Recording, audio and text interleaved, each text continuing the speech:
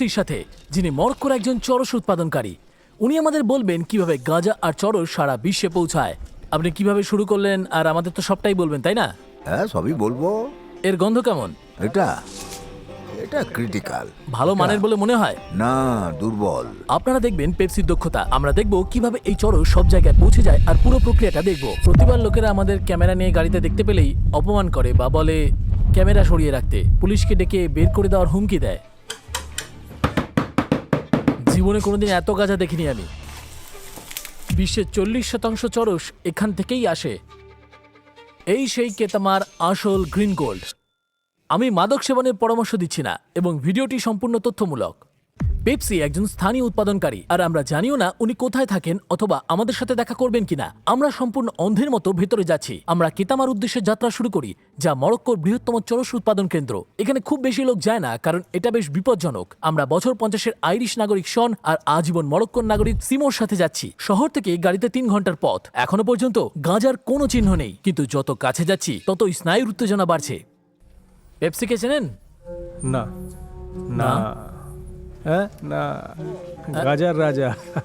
অবস্থা যেহেতু ভালো নয়, তাই আমরা এলাকা ছেড়ে যাওয়ার সিদ্ধান্ত নিলাম। কোনোভাবে একজন লোককে খুঁজে পাওয়া গেল যে পেপসিকে চেনে। উনি আমাদের বিশ্বাস করলেন আর বললেন কিছু বন্ধু আমাদের তার কাছে নিয়ে যেতে পারে। আমরা সোজা সেখানেই গেলাম। তোমার জায়গা আছে, উঠে এসো ট্যাক্সিতে, চলো যাই।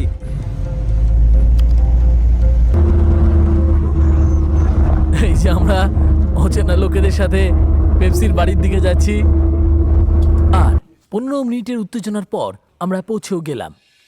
যেভাবেই হোক আমরা এটা করেছি। পেপসি তখনই আমাদের স্বাগত জানালেন আর ওর বাড়িতে 1 কাপ চা খাওয়ার জন্য আমন্ত্রণ জানালেন। জীবনে তোমাকে ভালো থাকতে হবে, আর মগজ পরিষ্কার রাখতে হবে। শান্ত থাকবে আর চুরি করবে না। 1 বছর ভালো যায়, আর 1 বছর খারাপ যায়, পরেরটা আরেকটু ভালো, তারপর আরো খারাপ, যদি ঈশ্বর চান। কতজন লোক থাকে এখানে? 3 ছেলে আর বিয়ের উপযুক্ত 1 মেয়ে। চিয়ার্স। ধন্যবাদ। আপনার জন্য পেপসি। চা খেয়ে ওনারা গাঁজার ডাল ছাড়তে শুরু করলেন। এটা গাঁজার একটা ডাল।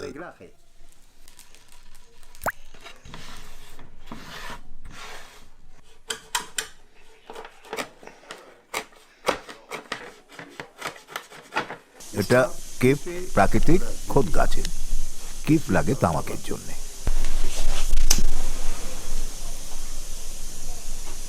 সিনেমা দেখার জন্য, আরামের জন্য। আমি ধূমপান করি মাথা পরিষ্কার আর শান্ত রাখতে। ঘুমোতে চাই ঘুমোই, কাজ করতে চাই করি, খেতে চাই খাই, নিশ্চয়ই। দেখতে চাই দেখি। মাঝে মাঝে লোকের আমার ক্ষেত থেকে কিপ চুরিও করে। আপনি দিনে কতবার ধূমপান করেন? 8 থেকে 9 বার। হ্যাঁ। কাল আমরা সব দেখব। দুঃসাহসিক ব্যাপার। পেপসিকে বিদায় জানালাম আর পরদিন সকাল সকাল দেখা করার পরিকল্পনা করলাম।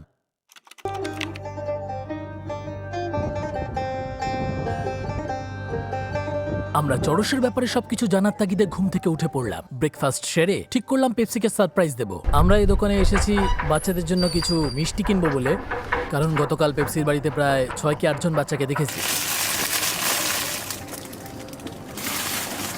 এই যে প্রায় ৯,৭০০ টাকার খাবার আছে। মনে হয় আমরা ওখানে পৌঁছানো মাত্র উনি খুব খুশি হবেন। যদিও আমাদের জায়গা কম ছিল, তবুও আমরা ওনার বাড়িতে যাওয়ার জন্য উত্তেজিত ছিলাম। শুভ সকাল পেপসি। শুভ সকাল। কেমন আছেন? ভালো ভালো, সব ভালো। দেখুন আমরা আপনার জন্য বাজার থেকে কিছু খাবার কিনে এনেছি। আচ্ছা, হ্যাঁ, এই নিন। ধন্যবাদ ধন্যবাদ ধন্যবাদ ধন্যবাদ। সব কুকিজ বাচ্চাদের জন্য, আর এটা আপনার জন্য। ও, সিগারেট। সিগারেট ওদের স্কুলে যাওয়ার জন্য। ও hurray hurray, Pepsi hurray hurray. এটা কি আপনার পারিবারিক জমি? হ্যাঁ, সব আমাদের, আমার বাবা আর আমার স্ত্রীর মায়ের। ও, আর এই সবগুলোই কি গাঁজার ক্ষেত? পুরোটাই গাঁজার, পুরোটাই গাঁজার। কোনো বালি নেই, আলুও নেই, কিছু শুধু না, গাঁজা। শুধু গাঁজা। এটা গাঁজার গাছ। এই যে এই গাছটা, এটা গাঁজার গাছ। মজার ব্যাপার হলো যে এখানকার স্কুলটা আক্ষরিক অর্থেই গাঁজার ক্ষেত দিয়ে ঘেরা। দেখতেই পাচ্ছেন এটা এখন খালি, কিন্তু আমি আপনাদের ফুটেজ দেখাবো যখন এটা বড় হবে। ওরা এর আশেপাশেই বেড়ে ওঠে, আর আমার বিশ্বাস ওদের অনেকেই খুব অল্প বয়সেই এর ধূমপান করে। আপনি কতদিন ধরে এই কাজটা করে চলেছেন? 47 বছর, 46 বছর ধরে। ওখানেই ছোটবেলায় আমি ওখানেই থাকতাম। আমার বাবার বাড়ি ওখানেই ছিল। পেপসি বললেন যে ওনার বাবা মা গরিব ছিলেন আর খুব অনিশ্চিত পরিস্থিতিতে থাকতেন, যে কারণে উনি কখনো স্কুলে যাননি। কেন ঠিক করেছিলেন গাঁজার চাষ শুরু করবেন? কারণ জল নেই তো। জল নেই। জল আছে তো সব আছে। জল না থাকলে কিছুই গজাবে না, শুধুই হবে কিপ। এটা খুব শুষ্ক এলাকা যেখানে খুব বেশি বৃষ্টি হয় না, তবে খুব কম জলে গাঁজা গাছ জন্মায়। এখন আমরা এমন এক পর্যায়ে আছি যেখানে কিফ কাটা হয়ে গেছে, তাই তো? প্রায় মাসখানেক আগে, যে কারণে এখন সবকিছু এত ছোট। উনি যা বললেন তাতে এটাই ওনাদের একমাত্র বিকল্প। মানে ওনারা এখানে জন্মেছেন, এটা ওনাদের উত্তরাধিকার সূত্রে পাওয়া ভূমি। কাজ করার জন্য কোনো কারখানাই নেই। কেতামা হলো গাঁজার জায়গা। উনি বলেন ওনার 2000 বর্গমিটার জমি আছে আর 4 জন লোক ওনাকে খেতে সাহায্য করে গাঁজা গাছ রোপণ আর পরিচর্যা করতে। কিন্তু প্রায় সরকার থেকে ঝামেলা করে আর অবৈধ চাষের জন্য জরিমানা ও ফিস দিতে বাধ্য করে। দেখুন, এখানে কিছু লম্বা গাছ আছে যেগুলো এখনো কাটা হয়নি। যা দেখছি এগুলো সব গাঁজা গাছ। বাড়িতে ধূমপান করতে উচ্চমানের কিপ, এটা মাঝারি মানের গরিবের ধূমপানের জন্য। তাহলে দেখা যাচ্ছে যে এই 4টে নিম্নমানের, খারাপ মানের। এটা এমনকি ইউরোপেও হ্যাঁ, যায় না। এটা যায় আফ্রিকায়। কি খারাপ গন্ধ, বাবা, উৎকট গন্ধ। যা তা। কি করে জানেন কখন ফসল কাটার সময় হবে? পাতা গজালে তখনই এটা কাটতে হবে। এটা নিম্নমানের হওয়ায় ব্যবহার হয় ব্রাউনি, ক্রিমের জন্য। চুলের জন্য। পুরুষও নয়, স্ত্রীও নয়। একসাথে বাড়ে। হ্যাঁ, একটা ছেলে একটা মেয়ে, একটা স্ত্রী একটা পুরুষ। আর পুরুষটা কিসের জন্য লাগে? পুরুষটাকে ফেলে দেওয়া হয়। ফেলে দেওয়া হয়, জঞ্জাল। জঞ্জাল। পেপসি চেয়েছিলেন আমরা যেন পাহাড়ের চূড়া থেকে দৃশ্যটা দেখি। পথে আমি চরস আর মারিজোয়ানার মধ্যে পার্থক্য বুঝিয়ে বলবো। দুটোই একই গাছ, গাঁজা থেকে আসে। মারিজোয়ানা তৈরি হয় গাঁজা গাছের ফুল থেকে আর সাধারণত ধূমপান করা হয়। অন্যদিকে ফুল থেকে 18 রজন সংগ্রহ করে তৈরি করা ঘনীভূত রূপ হলো চরস। রেজিনে সাইকো অ্যাক্টিভ যৌগ THC অনেক বেশি থাকে, তাই চরস মারিজোয়ানার চেয়েও বেশি করা হয়। সহজ কথায় এগুলো খানিকটা একই রকম হলেও তৈরির প্রক্রিয়া আলাদা হয়। পেট চালাতেও লাগে, আবার মাথা সাফ করতেও লাগে। 30টা বছর। ধূমপান হ্যাঁ দিনে মোটামুটি 1 গ্রাম করে।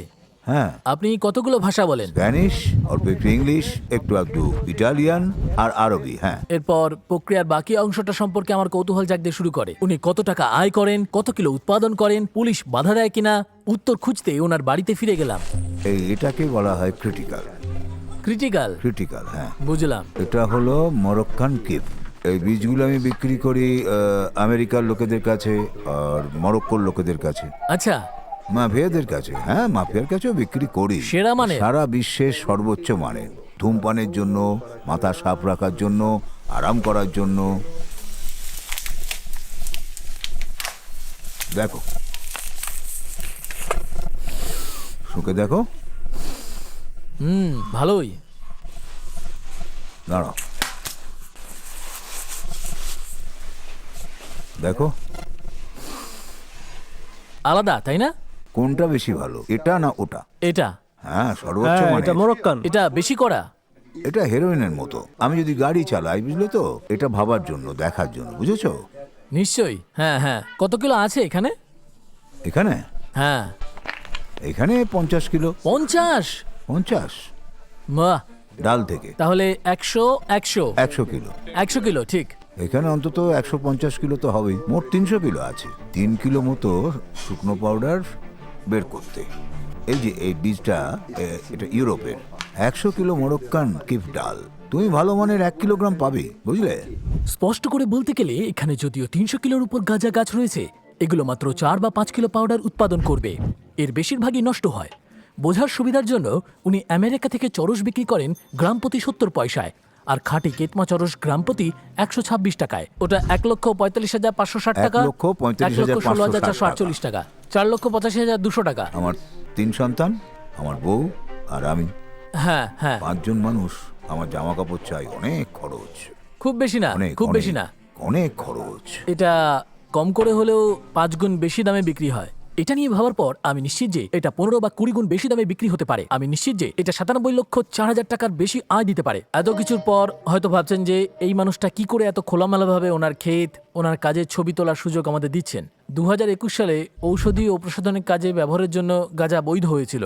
বিনোদন বা অন্যদের কাছে বিক্রির জন্য এটা এখনো সম্পূর্ণ অবৈধ। কিন্তু চরস থেকে মরক্কোর বছরে আয় 6,800 কোটি থেকে 9,700 কোটি টাকা। সারা বিশ্বের 40% চরস আসে এখান থেকে। প্রক্রিয়াটা চালিয়ে যেতে ওনারা একটা শিফটার নেন, আর এটা একটা বিশাল প্লাস্টিকের ব্যাগের ভেতরে রাখেন। তারপর যে গাঁজার ডালগুলোকে গুঁড়ো করা হবে সেগুলো বেছে নেন আর একেবারে ওপরে রাখেন। আপনি যদি এ নিয়ে ভেবে দেখেন তাহলে এর বেশিরভাগটাই কাজে লাগে ঔষধি আর ব্যবহারিক উদ্দেশ্যে।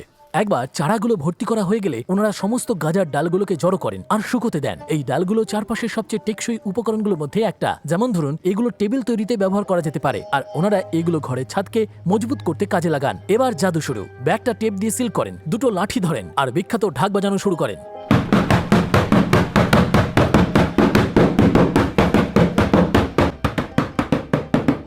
ওনারা 10 থেকে 15 মিনিট ধরে এটা বাজাতে থাকেন পাতা খসার ও পাউডার ঝরে পড়ার জন্য। ওনারা এই পাউডারকে 3 দিন ধরে শুকোতে দেন আর আর এক দফায় আবার ব্যবহার করতে পারেন। এই প্রথম দফায় পাউডারের দাম অনেক, দ্বিতীয় দফারটা দামে সস্তা, নিশ্চয়ই তৃতীয়টা আরো সস্তা। প্রতিবারই কমে। নিশ্চয়ই, হ্যাঁ। আচ্ছা, সবচেয়ে বিশুদ্ধ মানের এটাই বানাতে পারেন। ভালো মান পেতে 2 কিলো ডাল লাগবেই। এটাই হলো কেতামার সেই আসল গ্রিন গোল্ড। দেখুন, এই সবচেয়ে সেরা মানেরটা, মরক্কোর কেতামা কোয়ালিটি। আর এটা হলো আমেরিকান ড্রাগ, তাই আপনি পার্থক্যটা দেখতে পাচ্ছেন। কেমন না, এটা? তেমন ভালো? ভালো নয়। এটা একটা অবিশ্বাস্য ব্যাপার, বিশেষত যখন জানা এটা অবৈধ এত জায়গায়, আর তবু ওনারা আমাদের গোটা প্রক্রিয়াটা এত খোলাখুলিভাবে দেখাচ্ছেন। তাহলে এবার আপনি এটা বিক্রি করেন। 11 গ্রাম, 12 গ্রাম। ওনারা সাধারণত ওজন মাপার যন্ত্র ব্যবহার করে থাকেন, কারণ এখানকার ক্রেতারা ওজনের ব্যাপারে খুবই সতর্ক থাকেন। 4 গ্রাম। 4 গ্রাম এটা। প্রথমে প্লাস্টিকের উপরে রাখা হয় যাতে নোংরা না হয়। দেখা যাক আমরা কি বানিয়েছি। 14 গ্রাম। এটা বিক্রি করি না, নিজের জন্য রাখি। এটা 1 কিলোর মতো হবে। বাহ।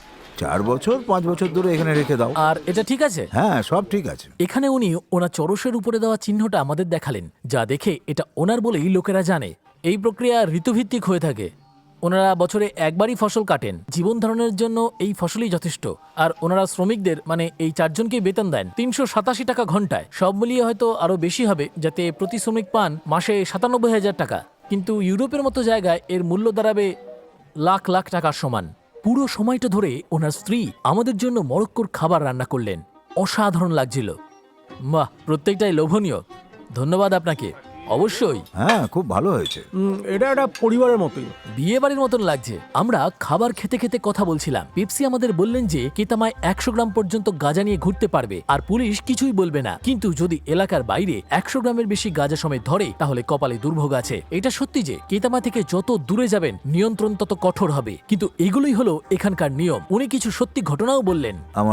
আমি যখন প্রথমেই আমার এই চরসের ব্যবসা শুরু করেছিলাম, আমার পার্টনার ছিল একজন মরক্কান। ওই লোক বেলজিয়ামে থাকতো। সে আমাকে অনেক টাকা আয় করতে সাহায্য করে, কিন্তু সে টাকা এখন কোথায়? সেই লোক আমাকে ঠকালো আর 97 লাখ টাকা নিয়ে নিল। বাহ, 97 লক্ষ টাকা! অবিশ্বাস্য।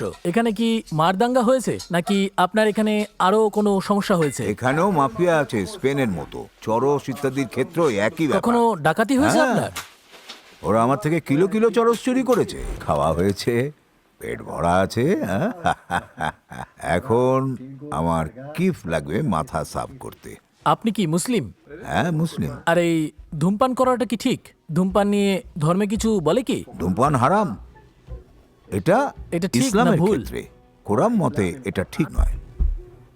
ঈশ্বর যদি চান আমি স্বর্গে বা নরকে যাই, ঈশ্বর ঠিক করবেন। ওনার নির্দেশেই সব হবে। উনিই ঠিক করে দেবেন। ঈশ্বর আমাদের মধ্যেই আছে। উনি ধূমপান আর করতে উনি পারেন? পাপের বিচার করেন না। ছোটবেলা থেকে এখনো পর্যন্ত আপনার জীবন কতটা বদলেছে আপনার মতে? জীবনটা ভালোই ছিল, অনেক ভালো। আগে ভালো ছিল?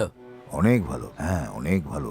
সে সময় আমার কোনো দায় দায়িত্ব ছিল না। টাকার দরকার, বাড়ি বানানো বা অন্য কিছু করার দরকার ছিল না। এখনকার ব্যাপার আলাদা। মগজ অন্যরকম ভাবে কাজ করে। আমি চাই আমার সন্তানেরা ভালো থাকুক, একটা ভালো বাড়ি চাই। টাকা পয়সার ব্যাপারে আপনার কি মত? টাকা লাগে খাবার দাবার কেনার জন্যে, জামা কাপড় কেনার জন্যে, এই মনের শান্তির জন্যে। আমি টাকার জন্য বাঁচি না, না, না। পরিষ্কার থাকা দরকার এই মাথা। মাথা। পরিষ্কার মাথা, সদাস্য মুখ, একটা ভালো মন। আমি টাকার জন্য বাঁচি না। আপনি আমি টাকার জন্য খুশি বাঁচেন না? থাকতে, আকর্ষণীয় হতে, ভালো মন বজায় রাখতে বাঁচি। কিছু তোমার জন্য থাকলে তোমারই, আমার জন্য নয়, চাইবো না। আপনার জীবনের সবচেয়ে গুরুত্বপূর্ণ বিষয় কি? ভালো খাওয়া, নিশ্চিন্তে ঘুমোনো, ভালো কাজ করা, মরক্কোর সব জায়গায় যাওয়ার সামর্থ্য, স্বাধীনতা। স্বাধীনতা? হ্যাঁ। হ্যাঁ, আপনার কাছে সবচেয়ে মূল্যবান কি? আমার কাছে সবচেয়ে মূল্যবান হলো ঈশ্বর আর আমার পরিবার। আর কি চাই? আপনি কি বলবেন, আপনি সুখী? ও, সব সময়, সব সময়? সব সময়, সারা জীবন ধরে। কি করে আপনি সব সময় এরকম পজিটিভ থাকেন? আমার পোশাক আছে, আমার খাবার আছে, বাড়ির জন্য সবকিছু আছে। আপনার যা আছে আমার তার কিছু মূল্যায়ন লাগবে করা। না। শেষমেশ দেখছি ওনার একটা দর্শন আছে যেখানে সবাই যা ইচ্ছা বিশ্বাস করতে পারে, যতক্ষণ অন্যের ক্ষতি না করছে তাকে থাকতে দেয়, আর অন্যদেরও যা খুশি তাই করতে দেয়। এই ভিডিওর জন্য আর তোমার সহযোগিতার জন্য অনেক ধন্যবাদ। পেপসির গল্প অবিশ্বাস্য আর আমাদের দৃঢ় সংকল্প ও অধ্যাবসায় সম্পর্কে অনেক কিছু শিখিয়েছে। উনি দেখালেন যে গাঁজা যেমন অনেক পরিবারের আয়ের উৎস, তেমনি উল্লেখযোগ্য ঝুঁকি আর চ্যালেঞ্জও সাথে নিয়ে আসে। ওনার গল্পের শিক্ষা মনে করিয়ে দেয় যে প্রত্যেক প্রকল্প আর পণ্যের পিছনে একটা জীবন আর একটা সম্প্রদায় রয়েছে। পেপসির পরিবার এমন এক জটিল বাস্তবতায় বাস করেন যার সত্যিকার অর্থ খুব কম লোকেই বোঝে। আর আশ্চর্যের ব্যাপার, আমাদের জন্য ওনার ঘর খুলে দিয়েছেন বিনিময়ে কিছু পাওয়ার দাবি ছাড়াই। দেখার জন্য অনেক ধন্যবাদ। সাবস্ক্রাইব করতে ভুলবেন না, আর মনে রাখবেন আমরা সবাই মানুষ। Good bye. বিদায়। সবকিছুর জন্য ধন্যবাদ পেপসি। তোমাকেও ধন্যবাদ। ধন্যবাদ।